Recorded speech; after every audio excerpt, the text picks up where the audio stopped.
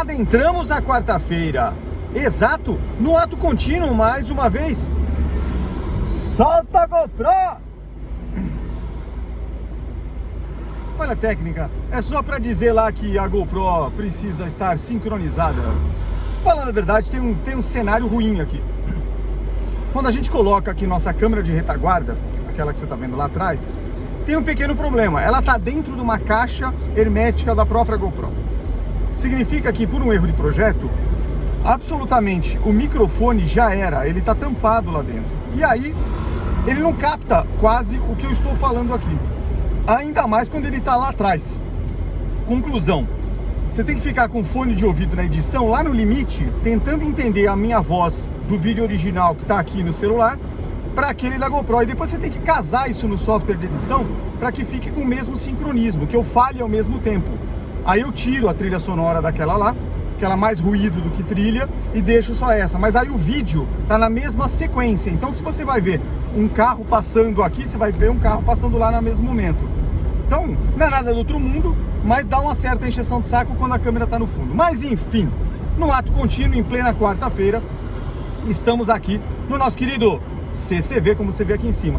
E para comemorar, dado que esse aqui é o modelo fabricação 85, modelo 86, o famoso Monza Fase 2, né? Já falei disso em diversos vídeos, o que é o Fase 1, 86 e o Fase 2 no meio do ano. Nós estamos inaugurando não, nós estamos colocando neste dia tórrido de São Paulo, abafado, 62 graus, a camiseta Ferris Bueller. Se você não sabe quem é Ferris Bueller, é o nome de um personagem do Matthew Broderick, que é o nome do ator americano, que inclusive, recentemente, tem um filme dele na Netflix, alguma coisa do Domínio da Dor, alguma coisa que ele parece um médico com um topete grisalho, um negócio meio nerd assim. Enfim, Matthew Broderick era um adolescente, ele fazia o papel de um em 1986, quando esse filme foi lançado. É o filme dos vagabundos. Ele é um estudante de ensino médio que obviamente faz uma estratégia maluca para cabular a aula, envolvendo a namorada que estudava no mesmo colégio e o melhor amigo dele, que é o Cameron, que também é um ator famoso, já participou de vários filmes. Muito bem.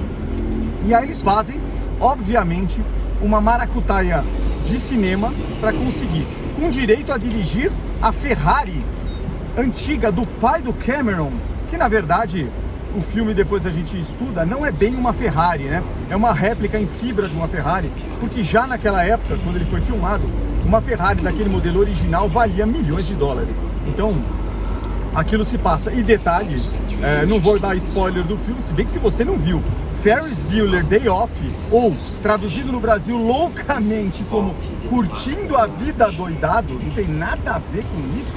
Então realmente você devia estar em outro planeta. E chegou agora no Peru e foi mumificado nas mumiazinhas que suspeitava-se que eram alienígenas e que não eram só seres humanos mumificados. Muito bem, então é isso. Então todo mundo conhece esse filme, ele passou assim, centenas de vezes na sessão da tarde da Globo, em 200 locais, em qualquer plataforma, talvez ele esteja disponível de graça. Então é um filme super batido, mas o que é legal dele é que ele é atemporal, porque ele se passa em 86, você vai ver coisas de 86, mas a vida do vagabundo é a mesma. Então o Ferris Bueller ainda é um filme atualíssimo nos dias de hoje. Agora, quem não queria, tirando os CDFs, ser Ferris Bueller até hoje? Cara, o que ele faz em um dia de coçação de saco com direito a show interpretando Beatles numa avenida americana, todo mundo queria. Então, todo mundo queria fazer o que ele fez em um único dia cabulando aula. Eu garanto, inclusive, que você vai aprender, pelo menos no ensino ocidental, mais do que ficar um dia naquela sala de aula. E ele mostra isso com genialidade, o diretor do filme, no começo do filme, aonde parte do negócio acontece dentro de uma sala de aula com os diversos tipos de professores americanos. É o que ele retrata ali.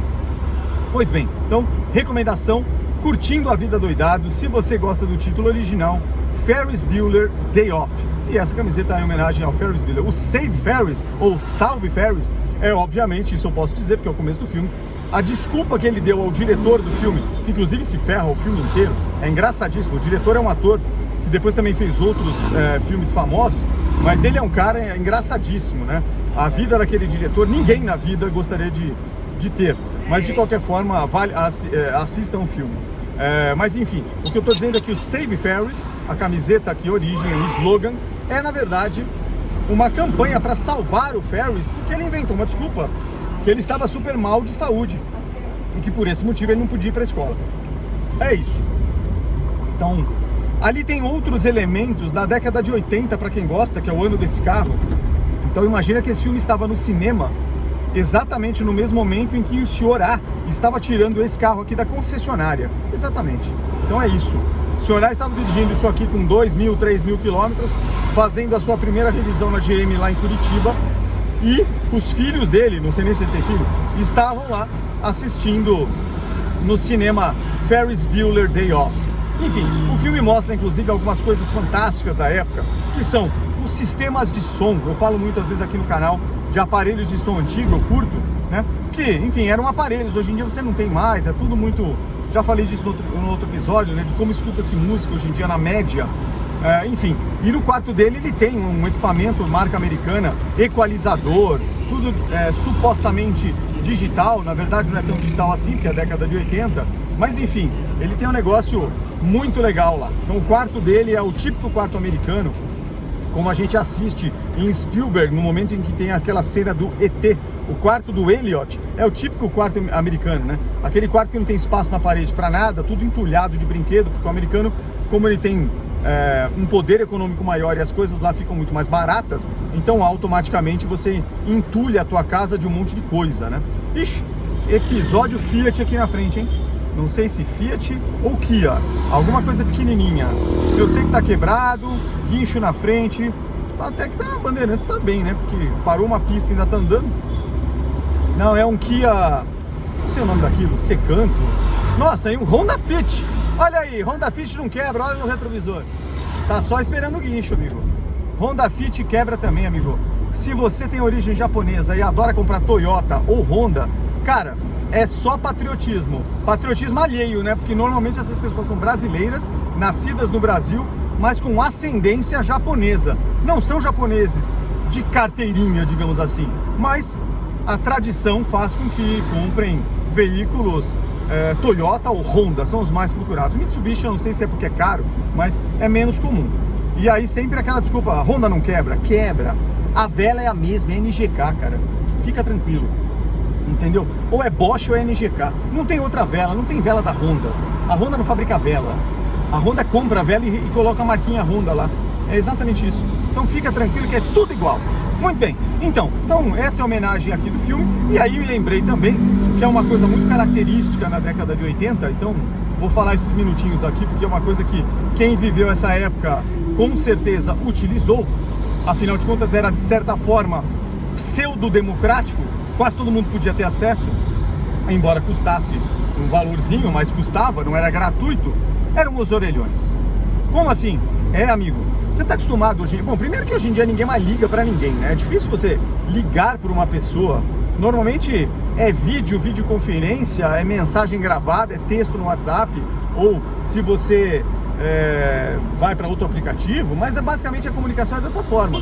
Mas naquela época, como não tinha nada disso, não tinha internet, na década de 80, quando você estava na rua e queria falar com a sua casa ou com alguém, ou você procurava um telefone fixo de algum local que estivesse perto e que você teria acesso, muitas vezes até posso usar o seu telefone para o dono de um comércio, quando você já tinha um pouco mais de intimidade, né? Na casa de um amigo, olha, posso ligar lá para minha mãe? Então é o telefone dele, é o telefone fixo, que hoje está em completo desuso. Mas, e se você estivesse na rua? Né? Não tinha celular, não tinha nada, preciso ligar para minha mãe. Ou melhor, estou dirigindo meu carro, o Monza 86, só que em 86. E aí, o Monza pifou. O Monza não pifa, é que nem Honda. Não, mentira, pifa também. Mas enfim, o Monza pifou. Deu algum problema. O senhor A não fez a revisão, deu zebra, parou o carro. E aí, o que ele faz? Basicamente você tinha uma alternativa. E essa alternativa era simplesmente o orelhão. Carinhosamente apelidado de orelhão, na verdade é telefone público. Portanto, é um telefone que fica espetado na rua, em algumas poucas cidades e eventualmente até alguns locais aqui em São Paulo, talvez você encontre ainda um orelhão. Orelhão é o nome, então, de um telefone público. não é gratuito. Então, basicamente, esse telefone público, ele precisava ter alguma ficha, ou, hoje em dia é um cartão, hoje em dia tá acabando, mas enfim, até recentemente era um cartãozinho, parecia um cartão de crédito, com direito a X chamadas, ou tantos minutos. Você colocava na máquina, ela lê, e depois ela vai queimando os microfusíveis dentro do cartãozinho, até o momento que ele se torna, obviamente, inválido. E aí você joga o cartãozinho fora. Teve uma época que isso foi muito comum aqui no Brasil, especialmente na década de 90, quando se popularizou os cartões, se popularizaram os cartõezinhos. Mas antes disso, a minha época, portanto a época desse carro, telefone público era sinônimo de orelhão. Aqui em São Paulo, laranja com logotipo azul, solta foto, que é o famoso e tradicional, por muitos anos foi assim, o orelhão da Telesp, Telecomunicações do Estado de São Paulo. Telesp é um acrônimo. Tudo bem. E aí, a Telesp tinha aquele símbolo e era interessante, era um marketing perfeito. Você via aquele protetor, o orelhão, né, aquela capa de fibra de vidro, ela é um protetor para que você não ficasse na chuva. Primeiro, para que protegesse o próprio aparelho, ele ficava lá dentro de uma concha, então não molhava, senão ia estragar. E também, eventualmente, oferecia uma rápida proteção ao usuário. Rápida por quê? Porque era comum você estar num dia de chuva, ficar debaixo do orelhão, você ia ficar com o peito e com a cabeça, digamos assim, secos, e o resto molhado. Afinal de contas, a chuva pegava de lado, da cintura para baixo, esqueça. Vai. E era isso o orelhão. Só que para fazer o orelhão funcionar, no caso do Brasil, naquela época o sistema era decádico. Significa que é um orelhão de disco, como você está vendo aqui na foto, um orelhão de disco, e o 0 é o disco onde fica mais longe do contato. Então você dá uma volta completa, quase, no 0. Decádico por quê? Porque ele era feito por pulso elétrico. Imagina que você tivesse um interruptor elétrico e o 0 equivalesse a 10 vezes liga e desliga. É mais ou menos isso. O 1, uma vez. O 2, duas vezes. O 3, e assim na sequência. O 0 era equivalente ao 10. Então, quando você pegava o 0 e fazia assim no disco e soltava, a mola do disco fazia tec, tec, tec, tec, tec, tec, tec, tec, 10 vezes. Esses 10 vezes, na central telefônica, esse corte de corrente elétrica, os relés lá da central telefônica da Telesp interpretavam isso como dígito 0. Então, o meu telefone do Brooklyn, a vida inteira, 240-0430. Tinha 0 para cacete. 240-0430 era no meu telefone desde que eu nasci. E o 240 é então 24. Então, como é que o orelhão discava? Você tinha que liberar o contato elétrico. Então, como é que você liberava isso? Com uma ficha telefônica. Sabe ficha metálica de fliperama? Obviamente ela tem os rasgos certos, não é qualquer ficha, e também não aceitava moeda. Na hora que você inseria a ficha telefônica no aparelho, ela tinha umas ranhuras contrapostas, mais ou menos, o equivalente a fazer um negócio mais ou menos assim. A ficha tinha que passar no meio, como? Então aquela moedinha, aquela metálica, ela tinha que ter rasgos do lado certo e dos dois lados, para garantir que você passasse aquela brincadeira. Então não era qualquer ficha que cabia. Então tinha que ser ficha fabricada sob licença da Telesp, sei lá quem fabricava a moeda praticamente dita, né? Mas enfim, sob licença da Telesp. E aquilo você comprava em qualquer lugar mesmo. Deixa o cara passar, que ele tá um pouco apressado. Vai. Então vamos lá. E aí o que ele fazia?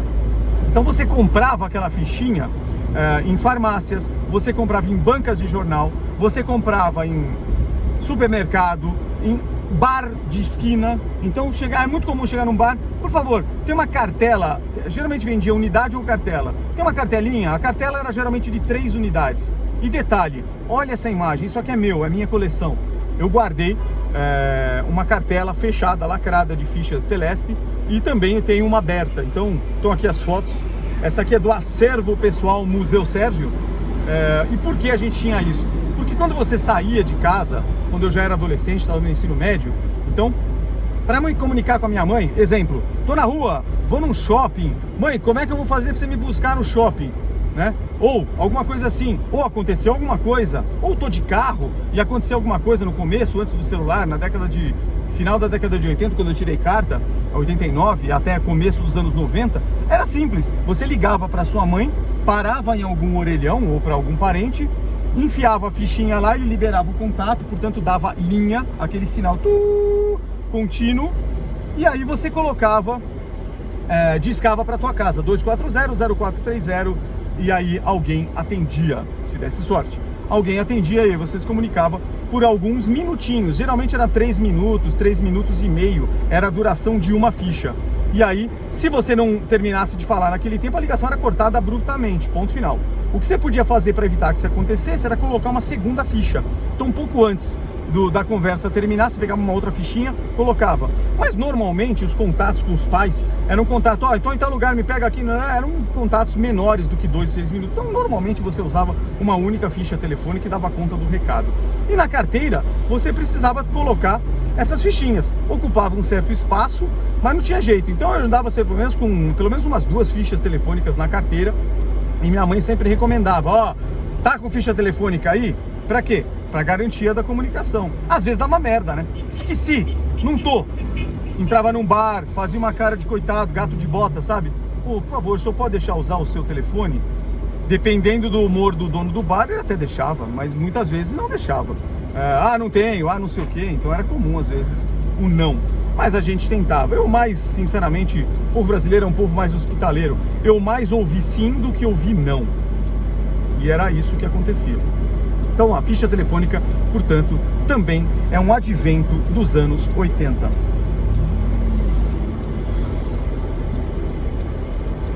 Legal. Agora pra gente terminar, tinha uma outra coisa muito legal na ficha telefônica, que era assim: o orelhão amarelo da Telesp, o laranja, ele era o aparelho vermelhinho metálico, bem robusto, tem para vender hoje funcionando e restaurado, vale uma grana. Com aquela capa laranja que você via de longa distância, ele servia para ligações locais. Então, se eu quisesse ligar para dentro de São Paulo, era isso que eu fazia. Mas e se eu estivesse no litoral? E se eu estivesse lá no litoral, tô lá na praia, isso era comum também, o pessoal viajava para as férias, as famílias com os filhos, linha telefônica era um negócio muito caro, quase ninguém tinha. Ter linha telefônica em São Paulo era para poucos, 10% a 15% da população paulista tinha linha telefônica em casa, o restante não tinha. Recorria, quando precisava, a um orelhão em alguma esquina. Se você ainda tinha um apartamento no litoral, você já era rico. E se esse apartamento ainda tinha linha telefônica fixa, cara, você devia estar muito bem de vida. Daí eu deduzo que meu pai naquela época devia estar muito bem de vida, porque nós tínhamos o apartamento e a gente não sofria com isso. Como meu irmão tinha bronquite, teve lá seus problemas de saúde, uma forma que meu pai teve foi colocar no apartamento da praia, assim que conseguiu, uma linha telefônica. Porque antes, quando eu lembro de muito pequeno, a minha mãe, quando ligava para o meu pai em São Paulo trabalhando, e ela ligava para falar alguma coisa, nós percorríamos a pé um quarteirão ali na praia, indo até a central telefônica da Telesp, que tinha ali, por sorte, perto do meu prédio. Ainda hoje tem, só que são os modems da Vivo que estão lá para a internet, o prédio ainda é deles. Mas você ia para aquela central, comprava lá a permissão, ia nos balcões de telefone, ligava para São Paulo e fazia o interurbano, que era uma ligação intermunicipal. E depois, obviamente, que meu pai já comprou o telefone, basicamente a gente tinha que apertar um número, falar com uma telefonista, um ser humano, que falava assim: por favor, você pode completar uma ligação para São Paulo? Ela perguntava assim para você: qual telefone o senhor quer? Aí eu falava 011 240 0430. Ah, pois não. Então ela fazia a descagem e muitas vezes ela voltava na linha e falava assim: olha, ninguém atendeu. A telefonista, a funcionária da empresa. Muitas vezes ela falava: olha, antes dela perguntar, ela fazia sempre 2 perguntas: qual é o telefone que o senhor quer discar e qual é seu nome? Então eu falava: olha, Sérgio, telefone tal. Ela discava para o telefone. Se alguém atendesse do outro lado, ela falava: o senhor Sérgio quer falar com você, aceita a chamada? A pessoa do outro lado poderia dizer com o espírito de porco: não. E ela voltava com você e falava: olha, a pessoa lá não aceitou a chamada, e ela não completava, ponto final. Não tinha conversa. O sensor era, o sensor, que é um cargo, era a funcionária da companhia telefônica, muito antes. Depois começou o DDD, descagem à distância direta. Nossa, revolução mundial, já no final dos anos 80, porque aí você não precisava mais telefonista, coitadas, devem ter todas demitidas, e aí você discava do seu próprio aparelho fixo, 011 e tal. Aí vinha a chamada a cobrar. Minha avó ficava louca. Então, às vezes eu falava, liscava para minha avó a cobrar 9, a cobrar 011 e o telefone da minha avó. Exatamente. E aí, minha avó, por que ligou a cobrar? E era assim, ligar a cobrar significava interurbano, caríssimo por minuto, por pulso telefônico, não é por minuto. Então a conta já vinha nas alturas. E a cobrar tá de sacanagem, né? Então só se ela conhecesse a pessoa. Então, só que aí a companhia de telefônica inventou uma tática que era o seguinte: como não tinha mais a telefonista, a pessoa atendia, e aí, como é que ela sabia se era interurbano? Podia dar merda. Então o que ela inventou? Quando era interurbano a cobrar, quando a pessoa do lado do destino atendia a chamada, ela escutava não a voz do interlocutor, ou da pessoa que discou, ela escutava uma musiquinha. E essa musiquinha dizia assim: chamada a cobrar. Fique na linha e aguarde a identificação. Então quer dizer, você esperava. Aí aparecia uma mini gravação. Sérgio. Aí minha avó aceitava. Se ela ouvisse o nome ou não ouvisse nada, ela fazia simplesmente assim: não aceito. O que era não aceitar? Batia o telefone no gancho. Então naquele segundo, se ela fizesse isso, obviamente não era cobrada a chamada. Olha que loucura, né? Então foi modernizando. E depois de um tempo isso acabou completamente. Hoje em dia nem fixo, mas as pessoas têm, e fim de assunto. Mas é isso, a ficha telefônica era assim. E aí, lá na praia, nos orelhões, você tinha sempre 2 orelhões de 2 cores. A capa laranja, símbolo da Telesp, e a capa azul escura, com o símbolo da Telesp em laranja, era o invertido.